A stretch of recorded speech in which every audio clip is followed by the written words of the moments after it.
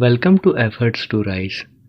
आज का हमारा टॉपिक यूनिट 10 से है, जिसमें हम संघ एवं राज्य लोक सेवा आयोग यूपीएससी एंड स्टेट पीएससी से रिलेटेड चीज़ों को डिस्कस करेंगे और इसमें डिटेल्स में समझेंगे कि इसमें किस प्रकार के प्रोविजंस कॉन्स्टिट्यूशन के अकॉर्डिंग है और किस किस प्रकार की क्लॉजेस यहाँ पे शामिल है। तो चलिए टॉपिक की शुरुआत करते हैं।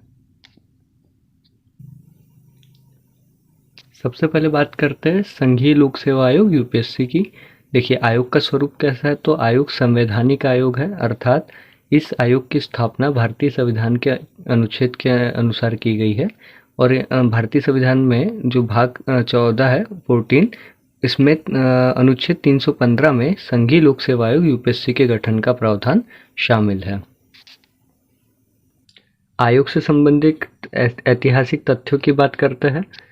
देखिए, संघ लोक सेवा आयोग का गठन ली कमीशन की सिफारिश पर 1 अक्टूबर 1926 में किया गया था और इस समय आयोग का जो नाम था वो क्या था, केंद्रीय लोक सेवा आयोग के नाम से संघ लोक सेवा आयोग को यूपीएससी को जाना जाता था। इसके बाद में भारत शासन अधिनियम 1935 के द्वारा केंद्रीय लोक सेवा आयोग का नाम बदलकर संघ लोक सेवा आयोग कर दिया गया।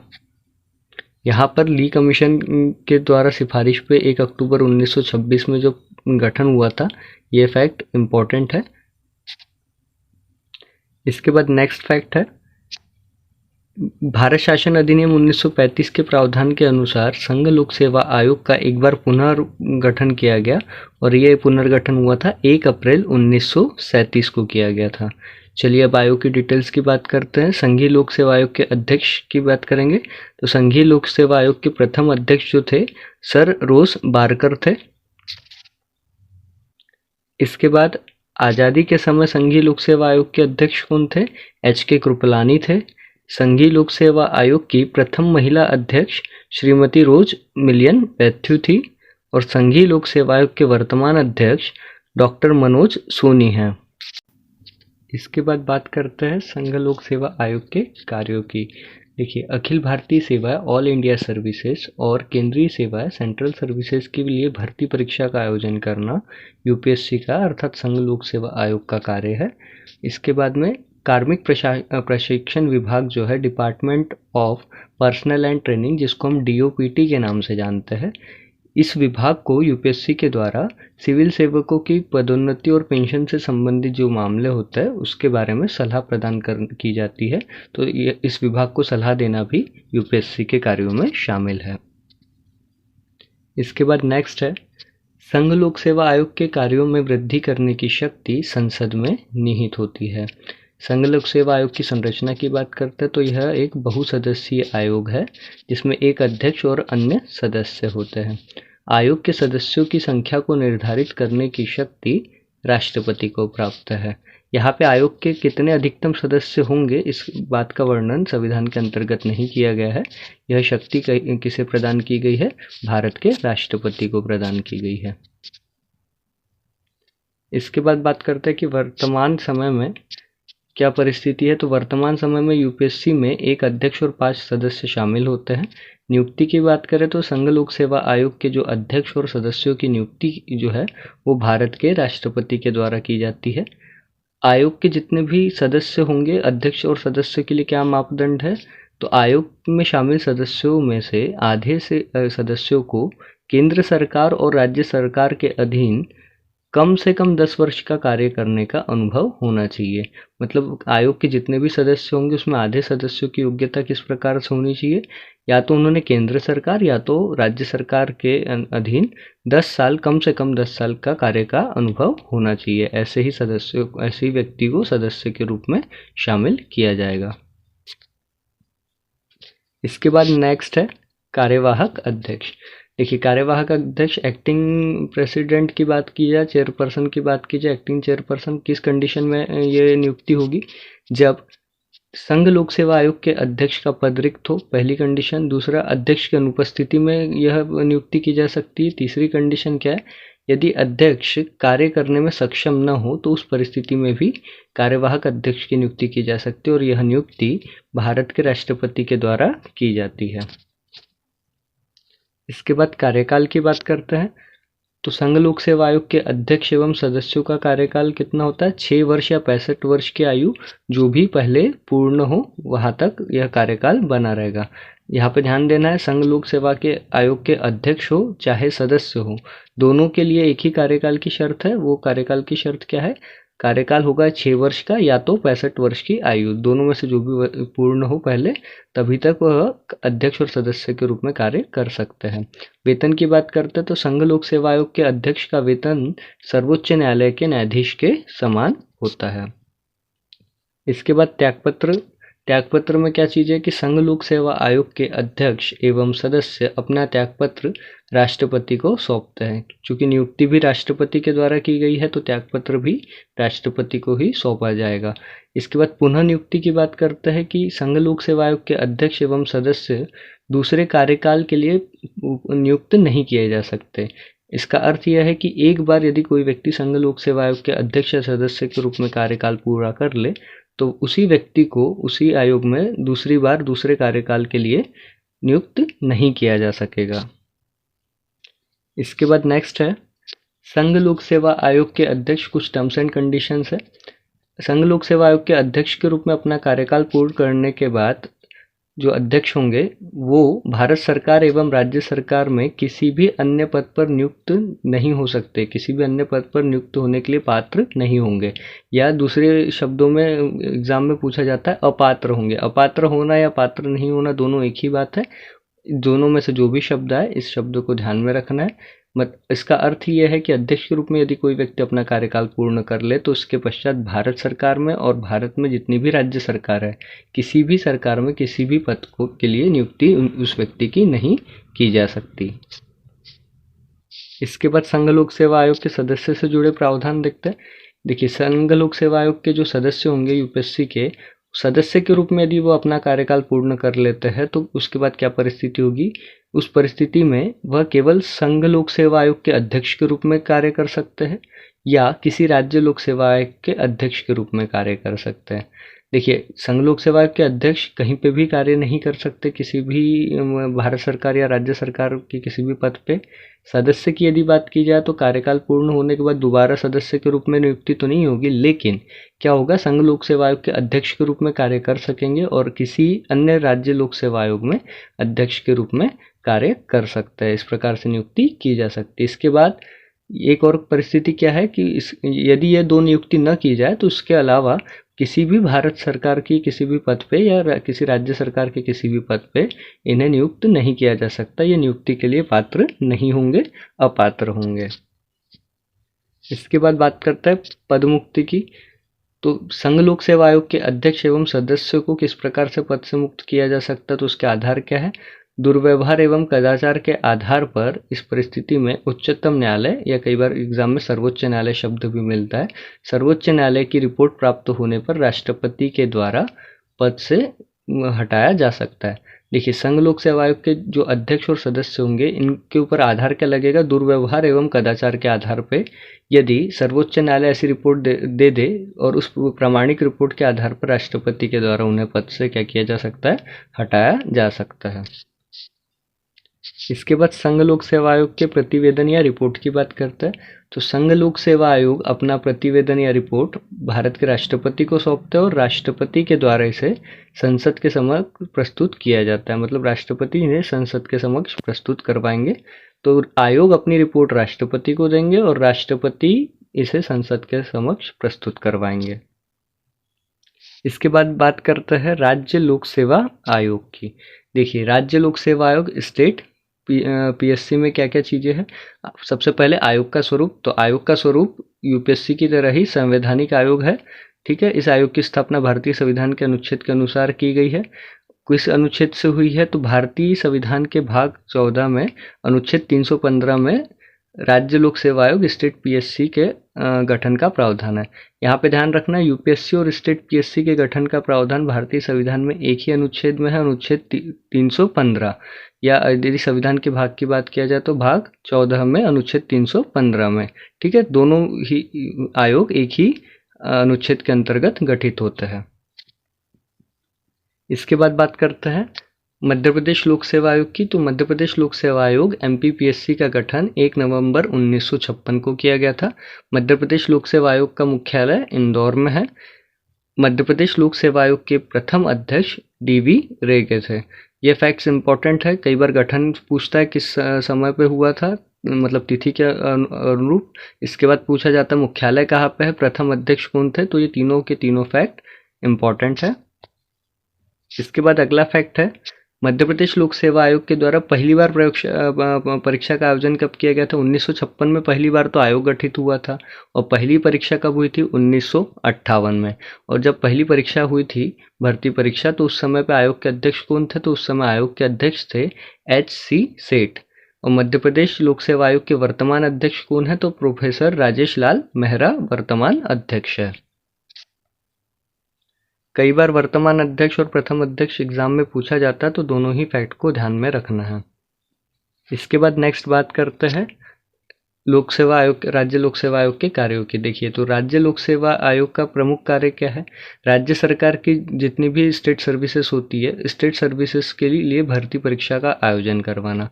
दूसरा प्रमुख कार्य क्या है, कर्तव्य के रूप में कौन सा कार्य कर्तव्य सौंपा गया है, तो वो क्या है कि कोई ऐसा विषय जिसे राज्यपाल के द्वारा आयोग का निर्देशित किया गया हो, ऐसा कोई विषय जो राज्यपाल बताए आयोग को, उसके ऊपर उसे आयोग को, राज्यपाल को सलाह देना। ठीक है, तो यह आयोग को कोई नया कर्तव्य निर्देशित करने की शक्ति किसके पास है, दूसरे तरीके से समझे तो वह शक्ति, कोई नया कार्य सौंपने की शक्ति एक अर्थ में राज्यपाल के पास में होगी।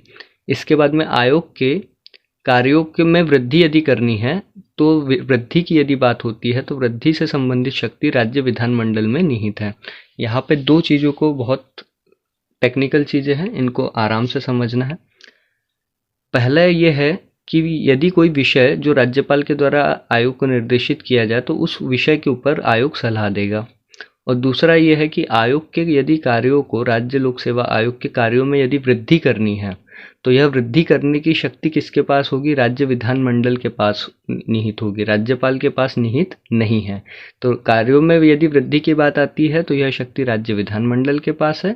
और यदि किसी मतलब विषय पर सलाह लेने के लिए आयोग को निर्देशित करने की शक्ति यदि कही जाए, तो वह शक्ति राज्यपाल के पास होगी। दोनों भी फैक्ट इंपॉर्टेंट है, दोनों को ध्यान में रखना है। इसके बाद अब बात करते हैं राज्य लोक सेवा आयोग की संरचना की। तो राज्य लोक सेवा आयोग बहुसदस्यीय आयोग होता है, जिसमें एक अध्यक्ष तथा अन्य सदस्य होते हैं। और यूपीएससी की तरह ही यहाँ पे भी वही चीज़ें होती है कि एक अध्यक्ष अन्य सदस्य है। कितने अधिकतम सदस्य होंगे, यह संविधान में कहीं भी उल्लेख नहीं किया गया है। राज्य लोक सेवा आयोग के सदस्यों की मतलब संख्या जो है, उसको निर्धारित करने का शक्ति किसके पास है, राज्यपाल के पास है। राज्यपाल ही संख्या को निर्धारित करेंगे। अब बात करते हैं एमपीपीएससी की। तो वर्तमान समय में एमपीपीएससी में एक अध्यक्ष और 3 सदस्य शामिल है। इसके बाद नेक्स्ट है नियुक्ति। तो राज्य लोक सेवा आयोग के अध्यक्ष और सदस्यों की नियुक्ति किसके द्वारा की जाएगी, राज्यपाल के द्वारा की जाती है। और आयोग में जितने सदस्य शामिल होंगे, उसमें से आधे सदस्यों को केंद्र सरकार या राज्य सरकार के अधीन कम से कम 10 वर्ष का कार्य करने का अनुभव होना आवश्यक होगा। बात करते हैं अब कार्यकाल की। तो राज्य लोक सेवा आयोग के अध्यक्ष एवं सदस्यों का कार्यकाल 6 वर्ष या 62 वर्ष की आयु जो भी पूर्ण हो तक होगा। यहाँ ध्यान रखना है, अगर स्टेट पीएससी की बात हो रही है और यूपीएससी की बात हो रही है, तो किस जगह पे कौन कौन सी कंडीशंस कार्यकाल में लागू होगी। ठीक है, देखिए यहाँ पे एक चीज़ को ध्यान रखना है, राज्य लोक सेवा आयोग के अध्यक्ष और सदस्यों की यदि बात हो रही है, स्टेट पीसीएस की यदि बात हो रही है, तो कार्यकाल होगा 6 वर्ष या 62 वर्ष की आयु। और यदि यूपीएससी की बात हो, संघ लोक सेवा आयोग की बात हो, तो कार्यकाल हो जाएगा अध्यक्ष और सदस्यों का 6 वर्ष या 65 वर्ष की आयु। वर्तमान समय में हम बात कर रहे हैं राज्य लोक सेवा आयोग के अध्यक्ष और सदस्यों की, तो इनका कार्यकाल कितना है, 6 वर्ष या 62 वर्ष की आयु जो भी पहले पूर्ण हो तब तक वो कार्यकाल उनका बना रहेगा। इसके बाद राज्य लोक सेवा आयोग के अध्यक्ष एवं सदस्यों की सेवा शर्तों का निर्धारण करने की शक्ति किसके पास है, राज्यपाल के पास है। इसके बाद नेक्स्ट है कार्यवाहक अध्यक्ष, एक्टिंग चेयरपर्सन। देखिए किस कंडीशन में कार्यवाहक अध्यक्ष की नियुक्ति की जाएगी किसी भी राज्य लोक सेवा आयोग में, जब राज्य लोक सेवा आयोग के अध्यक्ष का पद रिक्त हो, अध्यक्ष की अनुपस्थिति में इस प्रकार की चीजें की जा सकती है। अध्यक्ष कार्य करने में सक्षम न हो, इस प्रकार की 3 परिस्थितियों में राज्यपाल के द्वारा नियुक्ति कौन करेंगे कार्यवाहक अध्यक्ष की? राज्यपाल। राज्यपाल के द्वारा कार्यवाहक अध्यक्ष की नियुक्ति की जा सकती है। वेतन की बात करते हैं तो राज्य लोक सेवा आयोग के अध्यक्ष एवं सदस्यों का वेतन राज्य की संचित निधि पर भारित होगा। मतलब राज्य लोक सेवा आयोग के जितने अध्यक्ष और सदस्यों का वेतन किस प्रकार से दिया जाएगा? तो राज्य की संचित निधि से दिया जाएगा। यदि बात करें, ये स्टेट पीएससी की बात हुई। अगर यूपीएससी की बात करें तो यूपीएससी के अध्यक्ष एवं सदस्यों का वेतन कहाँ से होगा? भारत सरकार की संचित निधि से दिया जाएगा, वहां से भारित होगा। अब देखिए यहाँ पे 2 चीजें ध्यान रखना है।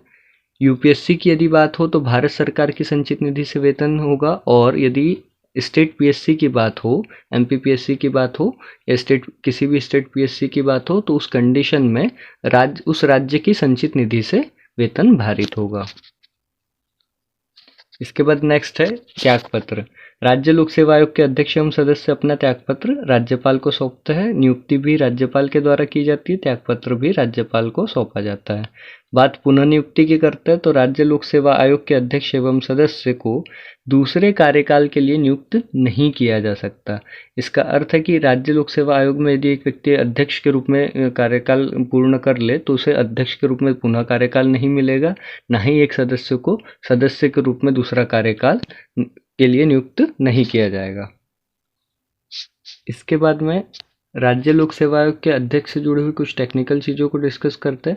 देखिए, अध्यक्ष के रूप में अपना कार्यकाल पूर्ण करने के बाद जो अध्यक्ष है वो केवल संघ लोक सेवा आयोग के अध्यक्ष या सदस्य के रूप में या किसी अन्य राज्य लोक सेवा आयोग में अध्यक्ष के रूप में नियुक्त हो सकता है। यहाँ पे ध्यान रखना है, बात हो रही है अध्यक्ष की, ठीक है। एक बार यदि राज्य लोक सेवा आयोग के अध्यक्ष किसी स्टेट पीएससी के अध्यक्ष अपना कार्यकाल पूर्ण कर ले, उस परिस्थिति में सिर्फ वो संघ लोक सेवा आयोग के या तो अध्यक्ष बन सकता है या सदस्य भी बन सकता है। दूसरी परिस्थिति है वो किसी दूसरे आयोग में, किसी दूसरे स्टेट पीएससी में, लोक सेवा आयोग में, राज्य लोक सेवा आयोग में अध्यक्ष के रूप में कार्य कर सकेंगे।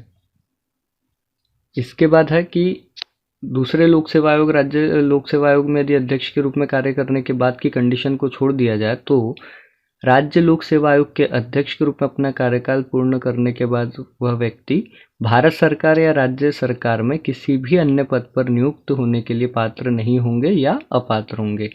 भारत सरकार या राज्य सरकार में किसी भी अन्य पद पर उन्हें नियुक्त नहीं किया जा सकता है। अब बात करते हैं पद मुक्ति की। तो राज्य लोक सेवा आयोग के अध्यक्ष एवं सदस्यों को पद मुक्ति की जो प्रक्रिया है वह संघ लोक सेवा आयोग अर्थात यूपीएससी के अध्यक्ष एवं सदस्यों के समान है। कई बार एग्जामिनेशन में इस प्रकार से भी क्वेश्चन पूछा जाता है, तो ये पॉइंट इंपॉर्टेंट हो जाता है। तो यहाँ पे क्या कंडीशंस है कि राज्य लोक सेवा आयोग के अध्यक्ष एवं सदस्यों की पदमुक्ति की प्रक्रिया यूपीएससी के अध्यक्ष और सदस्यों के समान है। चलिए इस प्रक्रिया को डिस्कस करते हैं।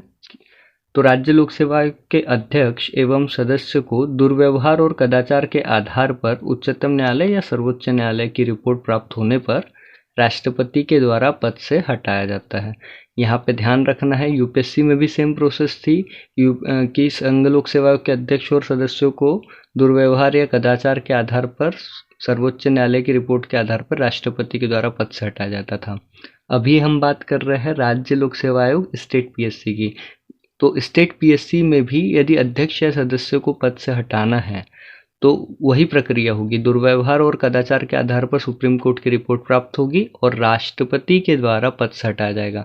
बहुत इंपॉर्टेंट फैक्ट है, इस चीज़ को ध्यान रखना है कि राज्य लोक सेवा आयोग के अध्यक्ष और सदस्यों की नियुक्ति की जाती है राज्यपाल के द्वारा, त्यागपत्र भी राज्यपाल को सौंपा जाता है। लेकिन यदि पद मुक्ति की बात की जाए, पद से हटाने की बात की जाए, तो राज्य लोक सेवा आयोग के अध्यक्ष और सदस्यों को पद से हटाने की शक्ति किसके पास है? राष्ट्रपति के पास है। राज्यपाल के पास यह शक्ति नहीं है। इसके बाद बात करते हैं राज्य लोक सेवा आयोग के प्रतिवेदन या रिपोर्ट की। तो राज्य लोक सेवा आयोग अपना प्रतिवेदन या रिपोर्ट किसे सौंपता है? राज्यपाल को सौंपता है और राज्यपाल के द्वारा इसे राज्य विधानमंडल को सौंपा जाता है। यहाँ पे एक कंडीशन है कि राज्य विधानमंडल, बेसिकली राज्य विधानमंडल में 2 सदन होते हैं, एक विधानसभा और विधान परिषद, ठीक है। तो लेकिन विधानसभा और विधान परिषद पूरे भारत में सभी स्टेट में नहीं है। तो जिस स्टेट में विधानसभा और विधान परिषद ये 2 सदन होंगे राज्य विधानमंडल में, तो राज्यपाल के द्वारा इन दोनों सदनों के समक्ष प्रस्तुत करवाई जाएगी रिपोर्ट को। और जैसे मान लीजिए एमपी में एक ही सदन है विधानसभा, तो मध्य प्रदेश लोक सेवा आयोग की परिस्थिति में यदि बात करें एमपीपीएससी में, तो राज्यपाल के द्वारा इसे किसे प्रदान किया जाएगा, किसके समक्ष प्रस्तुत करवाया जाएगा रिपोर्ट को, विधानसभा के समक्ष।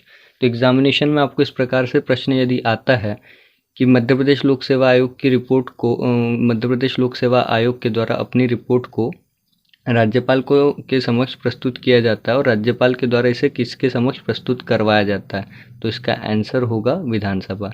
एमपीपीएससी अपनी रिपोर्ट राज्यपाल को सौंपेगा और एमपीपीएससी की आई हुई रिपोर्ट को राज्यपाल विधानमंडल के पास सौंपेंगे। और विधानमंडल में भी स्पेसिफिक पूछे तो किसके पास, विधानसभा के पास, क्योंकि एमपी में एक ही सदन है विधानसभा। तो इस प्रकार से प्रश्न पूछा जा सकता है। प्रश्न किस प्रकार से पूछा गया उस हिसाब से उसका आंसर बनेगा।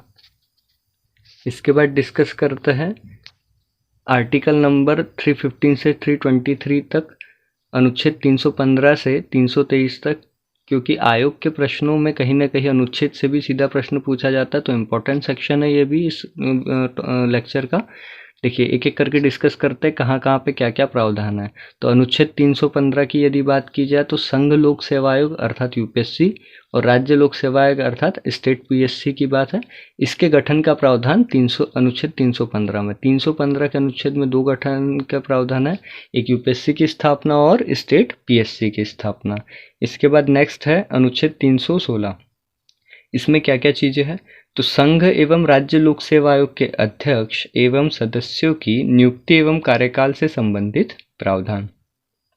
ये ध्यान रखना है, यदि पूछा जाए कि यूपीएससी के अध्यक्ष एवं सदस्यों की नियुक्ति एवं कार्यकाल से संबंधित प्रावधान कहाँ है, तो आंसर होगा अनुच्छेद 316 आर्टिकल 316। इसके बाद यदि राज्य लोक सेवा आयोग की बात की जाए कि इनके अध्यक्ष और सदस्यों की नियुक्ति एवं कार्यकाल से संबंधित प्रावधान कहाँ है, अनुच्छेद 316 इसका आंसर होगा। इसके बाद नेक्स्ट है अनुच्छेद 317 आर्टिकल 317। देखिए संघ एवं राज्य लोक सेवा आयोग के अध्यक्ष एवं सदस्यों की पद मुक्ति, बर्खास्त या इसको बर्खास्तगी भी लिखा जाता है कई बार एग्जाम में, एवं निलंबन से संबंधित प्रावधान की बात की है। यहाँ पे ध्यान रखना है सभी अनुच्छेद में दोनों भी आयोग के लिए कॉमनली बात की गई। तो देखिए यहाँ पे संघ एवं राज्य लोक सेवा के अध्यक्ष और सदस्यों की पदमुक्ति की या निलंबन की यदि प्रावधान की बात की जाए तो अनुच्छेद 317 इसका आंसर होगा। अनुच्छेद 318 की बात करते हैं, संघ एवं राज्य लोक सेवा आयोग के अध्यक्ष एवं सदस्यों और कर्मचारियों की सेवा शर्तें नियम बनाने की शक्ति राष्ट्रपति एवं राज्यपाल की शक्ति का प्रावधान। अब देखिए यहाँ पे 2 चीजें टेक्निकली समझना है। 318 में दोनों आयोग की बात की गई है, यूपीएससी की, स्टेट पीएससी की। ठीक है, सबसे पहले यूपीएससी की बात करते हैं। यूपीएससी के अध्यक्ष एवं सदस्यों की और कर्मचारियों की यदि सेवा शर्तों की नियम बनाने की शक्ति की बात की जाए तो यह शक्ति किसके पास होगी, यूपीएससी के संदर्भ में यह शक्ति होगी राष्ट्रपति के पास। और यदि स्टेट पीएससी की बात की जाए, राज्य लोक सेवा आयोग की बात यदि की जाए तो अध्यक्ष, सदस्य और कर्मचारियों के सेवा शर्तों की नियम बनाने की शक्ति किसके पास होगी, संबंधित राज्य के राज्यपाल के पास। तो यहाँ पे दोनों चीजें एक ही आर्टिकल में है, इस चीज को केयरफुली समझना है। इसके बाद नेक्स्ट है अनुच्छेद 319 आर्टिकल 319। देखिए संघ एवं लोक सेवा आयोग के अध्यक्ष एवं सदस्यों के द्वारा सदस्यता की समाप्ति के बाद पुनः नियुक्ति पर रोक। जब ये वही सारी कंडीशंस है जिसको हम पहले देख चुके हैं कि पुनर्नियुक्त नहीं किए जा सकते, दूसरे कार्यकाल के लिए नियुक्त नहीं होंगे। तो यूपीएससी और स्टेट पीएससी के अध्यक्ष और सदस्यों की पुनर्नियुक्ति मतलब नहीं की जा सकती। यह प्रावधान कहाँ है, अनुच्छेद 319 में है। अनुच्छेद 320 की यदि बात की जाए तो संघ एवं राज्य लोक सेवा आयोग के कार्य संबंधित प्रावधान, कार्य कौन कौन से होंगे यह यदि पूछा जाए एग्जामिनेशन में तो अनुच्छेद 320 में इसका प्रावधान है। इसके बाद बात करते हैं अनुच्छेद 321 की। तो संघ एवं राज्य लोक सेवा आयोग के कार्यों का विस्तार करने की शक्ति संबंधित प्रावधान अनुच्छेद 321 में बताया गया है। कि यूपीएससी के कार्य क्या होंगे और स्टेट पीएससी के कार्य क्या होंगे, दोनों के कार्य कहीं ना कहीं एक ही अनुच्छेद में बताया है। और इसके यदि कार्यों को विस्तार की बात की जाए, ठीक है, तो विस्तार किस प्रकार से किया जा सकता है, यह प्रावधान किस में है, अनुच्छेद 321 में। और विस्तार कौन कर सकता है, यह शक्ति किसके पास होगी, यह सारी चीजें कहाँ डिस्कस की गई है, अनुच्छेद 321 में। इसके बाद अगला अनुच्छेद है अनुच्छेद 322, संघ एवं राज्य लोक सेवा आयोग के व्यय संबंधित प्रावधान। तो अभी हमने थोड़ी देर पहले बात की थी कि अध्यक्ष और सदस्यों में का जो वेतन है वो किस किस परिस्थिति में कहाँ कहाँ किस संचित निधि पे भारित होगा। यूपीएससी के लिए वह भारत सरकार की संचित निधि पे भारित होगा और स्टेट पीएससी के लिए संबंधित राज्य की संचित निधि पे भारित होगा। तो ये सभी प्रावधान अनुच्छेद 322 में शामिल किए गए हैं। अनुच्छेद 323 की बात करते हैं तो संघ एवं राज्य लोक सेवा आयोग का प्रतिवेदन संबंधित प्रावधान।